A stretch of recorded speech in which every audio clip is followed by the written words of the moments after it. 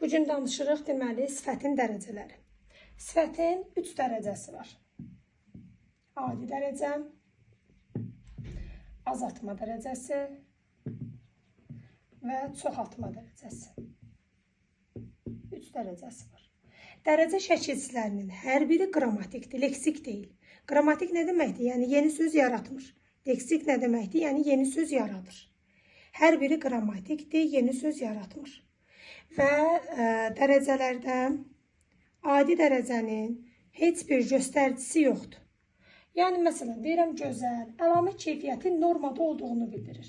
Gözəl, yaxşı, pis, qoca, cavan, gənc, bunlar hamısı adi dərəcədir.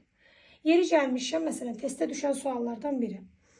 Daçı, dəki və çı-çi, çu-çu şəkilçisini qəbul edən sifətlər, keçən dərs danışmışdıq. Daçı, dəki və çı-çi, çu-çu. Bu şəkilçiləri qəbul edən sifətlər hər zaman adi dərəcədə olur. Məsələn, evdəki, yaxud da səhərki, gecəki, axşamçı, yoldakı, kətdəki, dağdakı, bağdakı. Bu sifətlər hər zaman adi dərəcədə olur. Yəni, daçı və çı qəbul edənlər hər zaman adi dərəcədə olur. Bəzən testdə sualda düşür ki, yəni sifət hər zaman adi dərəcədə olanını seç, daçı ilə çı qəbul edənləri götürəcəyik. Daha sonra gəldik, azaltma dərəcəsi 2 yolla yaranır. Morfoloji yol, yəni morfoloji yol şəkilçi idi. Bir də sintaktik yol. Morfoloji şəkilçi idi, sintaktik hissəci idi. Morfoloji yolda azaltmada var şın, sov, ımtıl, ımtıraq, bir də yalnız. Məsələn, deyirəm sarışın, yaxud da dəli sov. Sonra deyə bilərəm sarımtıl, sarımtıraq, yalnız, qarayanız. Diqqətli olun, bəzən müəllimlər yalnız bir də bəniz sözlərini qatırlar. Bəniz adi dərəcədir. Məsələn, ağ bəniz. Bəniz nə deməkdir? Çöhrə, üz. Qara bəniz. Bəniz adi dərəcə olur. Bunu qeyd eləyəcəm ki, indi sintaktik yolu deyəndə ki, əgər sifətdən sonra isim gələrsə, o adi dərəcə olar. Azaltma, çoxaltma ola bilməz. Burada ağ, qara sifətdir. Bəniz də üz, isimdir. Deməli, qoşulanda olur adi dərəcə. Amma yalnız şəkilçisidir. Yalnız olanda, məsələn, qara yalnız, bu olacaq azaltma dərəcəsi. Və bu şəkilçilərinin hər biri qrammatikdir. Məsələn, imtahanlarda qarşımıza çıxır. Deyir ki, məsələn, aşağıdakılardan sadə sözü seç. Sarışın sözünü görəndə götürmürlər ki, orada şın var. Şın leksik deyil ki, qrammatikdir. Deməli, o da sadədir. Yaxud da sarımtıl sözü. Imtıl qrammatikdir, sadədir. Yaxud da qara yalnız sözü. Yalnız qrammatik, sadədir. Bu şəkilçilər qoşulan sözlər quruluşsa sadədir. Daha sonra varımızdır, deməli, azaltma dərəcəsinin sintaktik yolu. Buradan yazım, orada yer yoxdur. Sintaktik yol hissəcikdir. Sintaktik. Buna nələr aiddir? Ala, açıq, kəm, təhər, bir də az. Ala, açıq, defislə yazılar. Kəm, təhər, bitişik yazılar. Az isə ayrı yazılar. Yazılış qaydaları da önəmlidir və testdə çox lazımımız olur, düşür. Doğru yazılanları seç, səhv yazılanları seç. Məsələn, ala çiy, açıq sarı, kəm şirin, şirin təhər, az şirin. Yazılış qaydaları deməli belədir. Ala, açıq, defislə, kəm, təhər, bitişik, az isə ayrı yazılır. Diqqətli olmaq lazımdır ki, bunlardan sonra isim gələrsə dərəcə yaranmaz. Məsələn, əgər bizə desə ki, Məsələn, deyə bilərik, alabula. Məsələn, alabula. Yaxud da alagöz. Yaxud da mənə deyə bilər, deməli, kəm ağıl. Kəm savad. Kəm fürsət. Kəm hövsələ. Bunların heç biri azaltma dərəcəsi sayılmır. Niyə? Göz isim, ağıl isim, savad isim, fürsət isim, kəm hövsələ, hövsələ isim. Bunlar avtomatik hamısını götürür adi dərəcə. Deməli, dərəcə yaratmaq üçün sifət başqa intik hissəsinə ehtiyac duymur. Yalnız özündən dərəcə yaradır. Əgər başqa intik hissəsi gələrsə, bu dərəcə sayılmır. Ona görə də göz, ağıl, savad, fürsət, hövsələ bunlar isim olduğu üçün, yaxud da ağbəniz, qarabənizdə bəniz isim olduğu üçün, bunlar yaxud da açıq qəlbli də qəlb isim gəldiyi üçün, bunlar olur avtomatik sifətdə, amma adi dərəcədə. Azaltma dərəcəsi götürə bilmirik. Yox, əgər sifət gələrsə, bu zaman azaltma sayılır, kəmtər bitişik yazılır, ala açıq defislə yazılır. Açıq qəlbli bitişik yazılır. Əgər açıq sözünə sonra gələn sözü bitişik görsəz, bilin ki, adi dərəcədir. Açıq qəlbli, yaxud da nə deyə bilərik? Ürəyi açıq sözündə də açıq var. Bu da adi dərəcədir. Yəni, harada açıq sözü gördünüzsə, azaltma götürməyin. Açıq aydın, açıq aşkar da adi dərəcə gedir. Düzdür, onlar defislə yazılır. Amma adi dərəcədir. Açıq aydın, açıq aşkar. Deməli, bunlar da sayılır adi dərəcə. Yenə deyirəm, sifət gəlməzsə, azaltma dərəcəsi yaranmaz, mütləq sifət gəlməlidir. Eyni ilə çoxaltma dərəcəsi də belədir. Çoxaltma dərəcəsi də yaranır iki yolla. Morfoloji və sintaktik.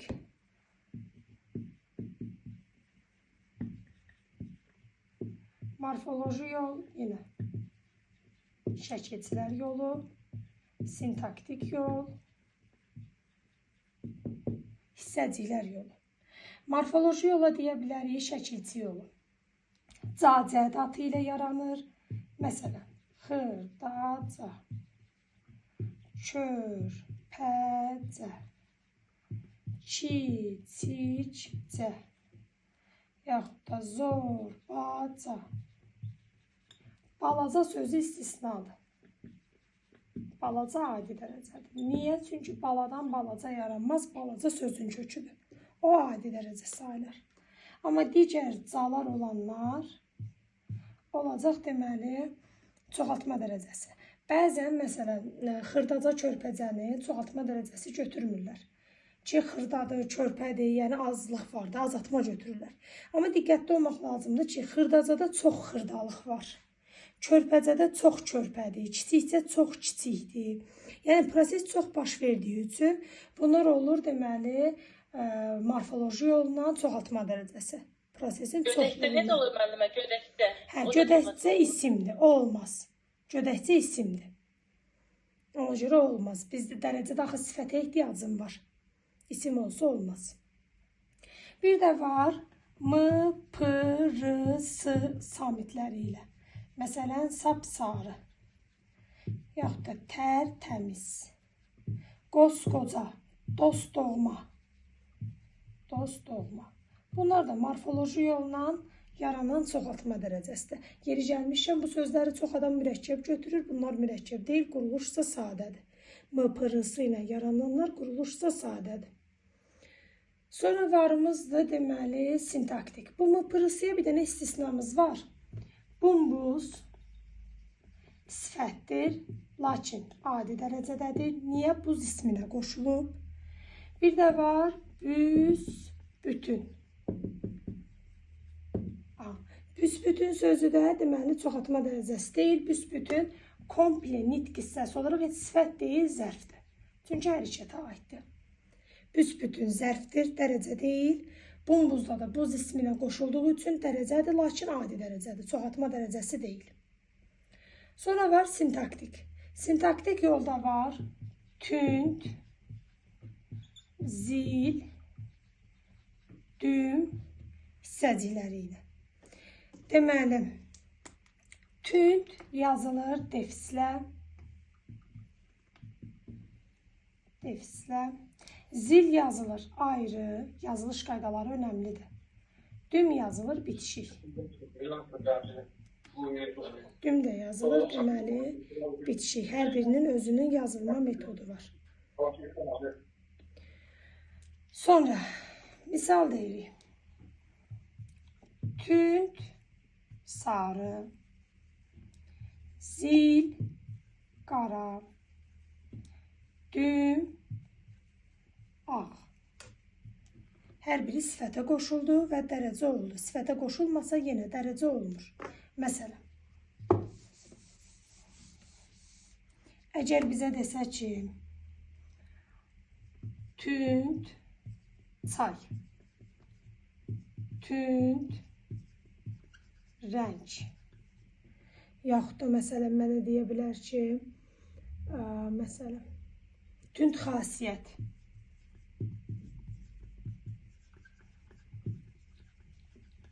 Tünd xasiyyət. Bunlar heç biri çoxaltma dərəcəsi deyil. Bunlar adi dərəcəcidir. Deməli, tünd çay, tünd rəng, tünd xasiyyət adi dərəcədə gedir. Hətta yazılışlarından da bilmək olur. Bax, aralarında məsafə qoyulub, yaxud da bitişik yazılıb. Halbuki tünd defislə yazılmalıydı, zil ayrı yazılmalıydı, düm bitişik yazılmalıydı. Bir dənə də qeydimiz budur ki, düm ağ və dümdüz. Bunların fərqi var. Düm ağ hər ikisi çoxaltmadır, oxşar cəhətə. Düm ağ çoxaltma dərəcəsi. Deməli, sintaktik yolla yaranıb. Sintaktik. Yəni, düm hissəcik gedir burada.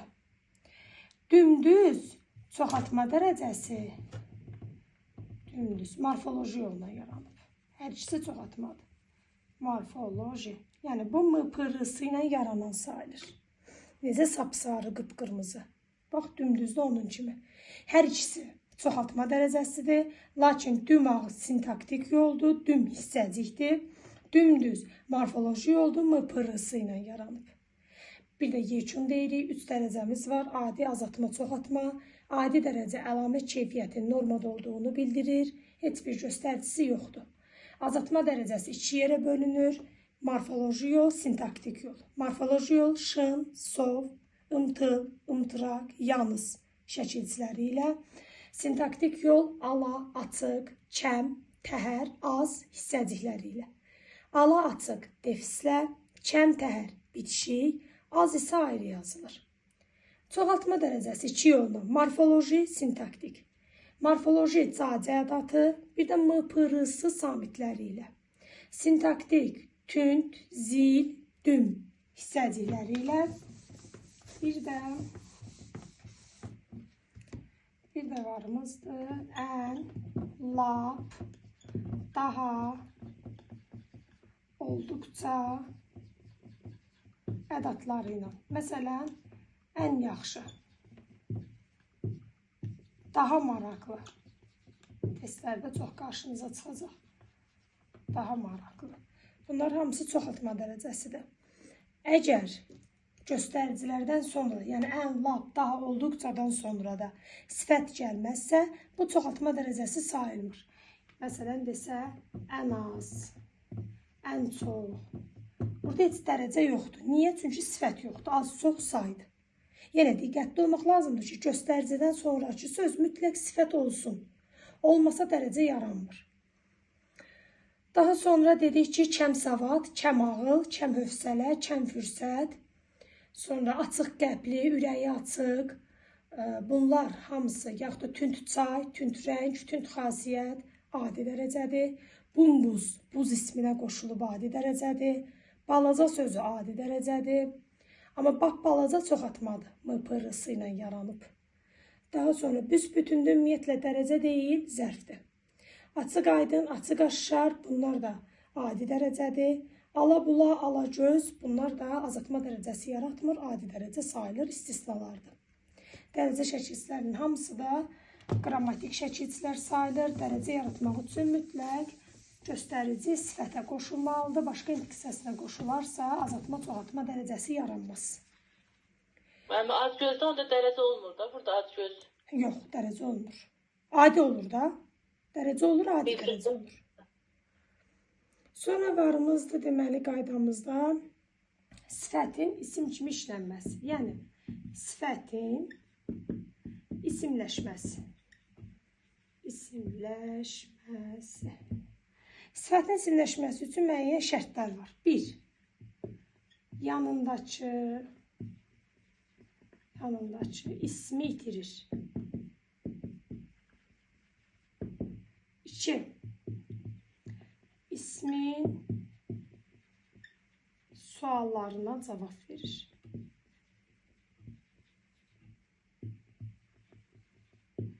3. Təyin olunur. Əvəzində mübtəda, tamamlıq, xəbər olur. 4. Cəm, mənsubiyyət, hal qəbul edir.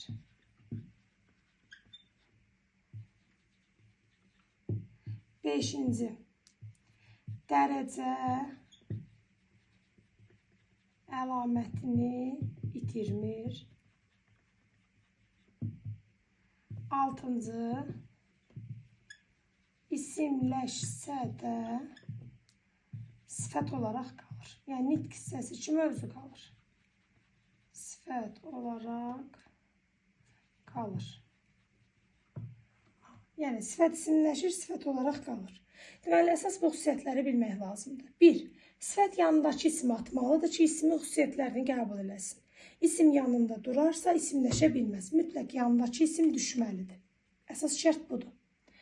Yanındakı isim düşərsə, o ismin suallarını avtomatik özünə götürür. Yəni, ismin suallarını deyəndə kim, bir də nə sualı.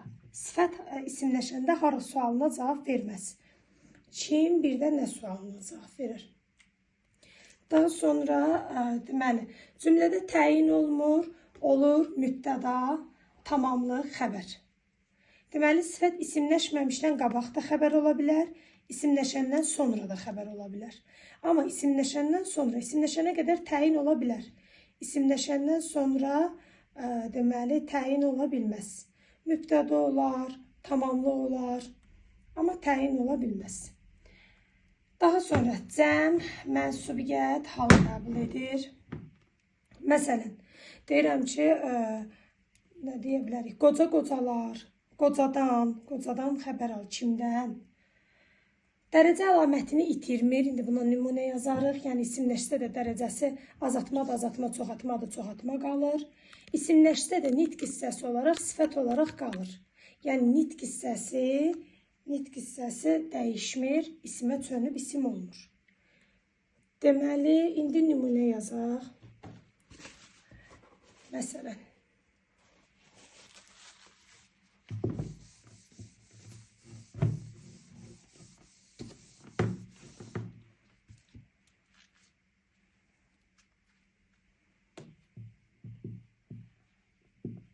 qoca kişi çox danışırdı.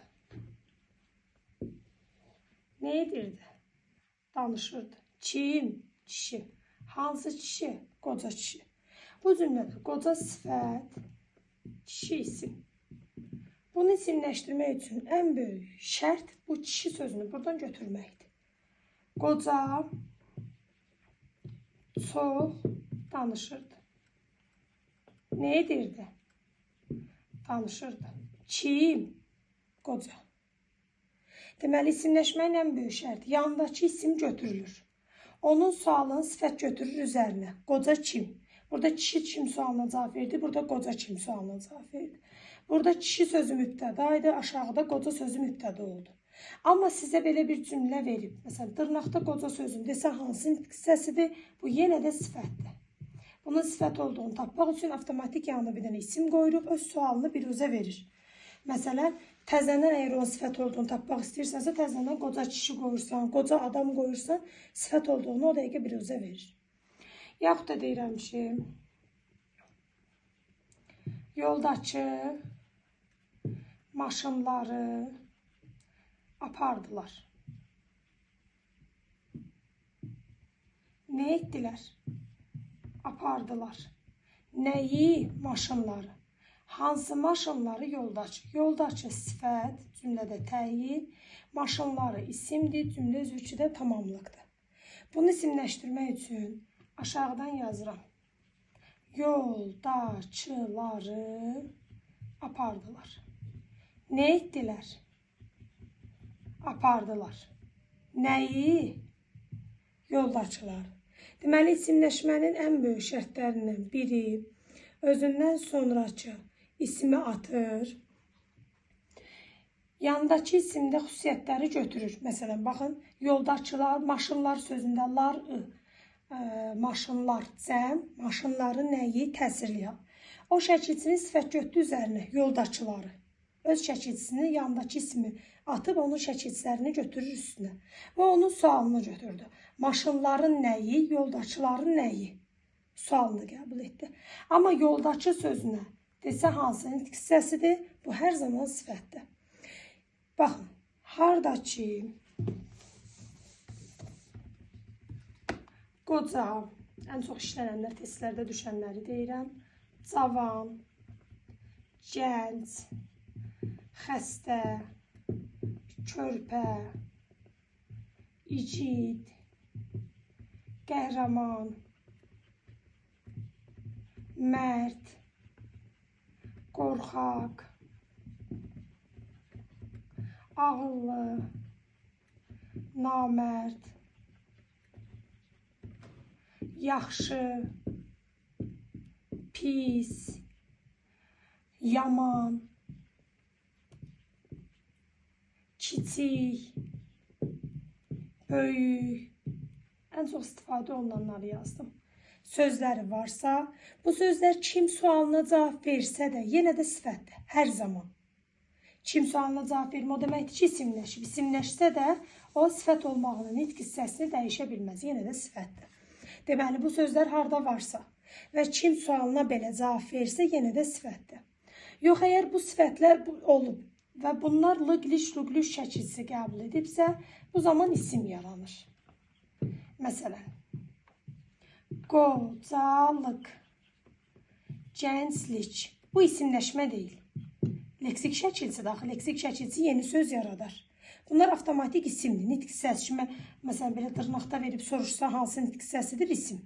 Amma qocalar sözün versə, soruşsa sifət. Qrammatik şəkilsi yeni söz yaratmır. Kökü nədir? Odur. Qoca sifətdir, yenə də sifətdir. Leksik şəkilsi yeni söz yaradır. Qocalıq nə? Qocalıq yamandır. Yaxşılıq et, yaxşılıq gör. Nə? Yaxşılıq. Yaxud da xəstəlik məni incidir. Nə? Xəstəlik. Böyüklük göstər. Nə? Böyüklük. Bu sözlər nitq hissəsi olaraq lıq-liş-lüq-liş qəbul eləsə isimdir, sifət deyil. Amma cəm, mənsubiyyət, qocalarımız, kiçiyimiz, böyüyümüz, yaxşılarımız, bunlar kim sualına, kimi sualına cavab versə də nitq hissəsi olaraq sifətdir. Qrammatik şəkilçi yeni söz yaratmaz. Leksik şəkilçi yeni söz yaradar. Sifət isimləşəndə dedik, dərəcə əlamətini azaltma da azaltma, çoxaltma da çoxaltma özündə saxlayır. Məsələn, qıpqırmızı almaları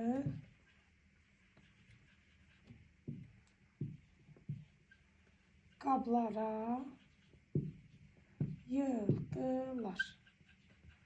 Nə etdilər? Yığdılar. Nəyi? Almaları. Hansı almaları? Qıpqırmızı. Bunu isimləşdirəndə deyirik ki, qıpqırmızıları qablara yığdılar. Yəni, yandakı isim götürülənməlidir. Qablara yığdılar. Nə etdilər? Yığdılar. Nəyi? Qıpqırmızıları. Burada alma sözü olub, düşüb. Yəni, nə demək istəyir? Demək istəyir ki, burada birinci cümlədə qıpqırmızı çoxaltma dərəcəsi idi və sifət idi. Aşağıda isimləşdi. Yenə də sifətdir. Yenə də çoxaltmadır.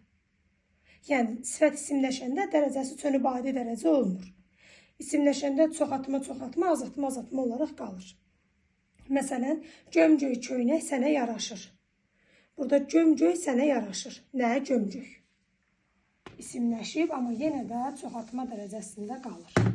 Bizə düşə bilər son olaraq ki, məsələn, lazımlıdır ki, sifət cümlədə hansı cümlə üzvü olar? Təyin, adətən təyin. Yaxud da verir ki, əsas sintaktik vəzifəsi nədir? Təyin olmaq.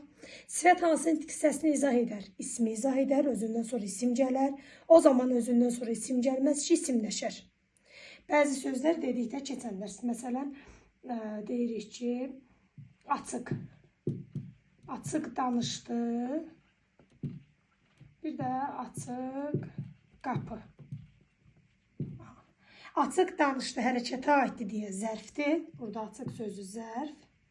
Burada açıq sözü ismin yanında gəlib, olacaq sifət. Sifət ismin yanında gələr, ismi izah edər. Yanındakı isim düşən zaman isimləşər. Əsas sintaktik vəzifəsi cümlədə təyin olmaqdır. Sifət isimləşmədən qabaq da xəbər olar, isimləşəndən sonra da xəbər olar. Deyirəm ki, o müəllim gəncdir.